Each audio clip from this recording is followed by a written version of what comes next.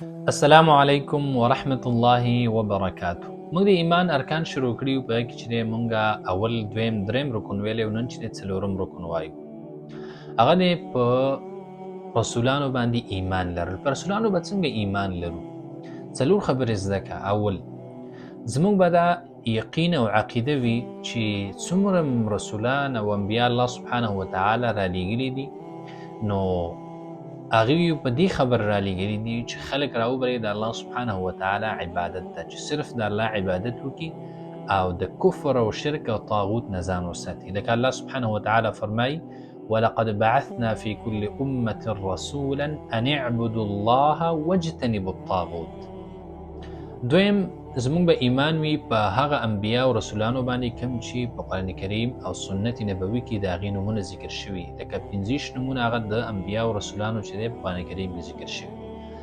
او دغه شان زموږ به ایمان وي په هغه انبیا او رسولانو باندې هم چې د هغې نومونه په قرآن او سنت کې نه دي ذکر شوي، لکه الله سبحانه وتعالی فرمایي ولقد أرسلنا رسلا من قبلك منهم ما قصصنا عليك ومنهم من لم نقصص عليك. دریم زموږ به دا ایمان او عقیده وي چې محمد صلی الله علیه وسلم دا اخرانی نبی دی، لا نبی بعده، وروسته د ده نه بل نبی نه راځي. لکه الله سبحانه وتعالی فرمایي ما كان محمد أبا أحد من رجالكم ولكن رسول الله وخاتم النبيين.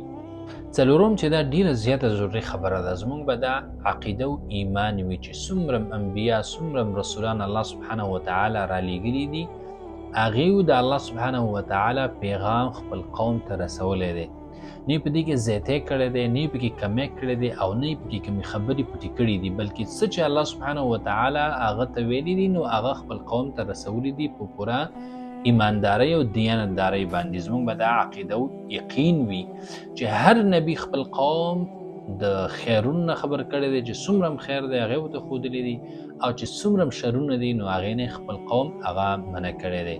لکه الله سبحانه وتعالی فرمایي فهل على الرسل الا البلاغ المبین. چې کله یو انسان په دې باندې خپل عقیده جوړه کړي نو دا کامل مؤمن جوړېدلی شي.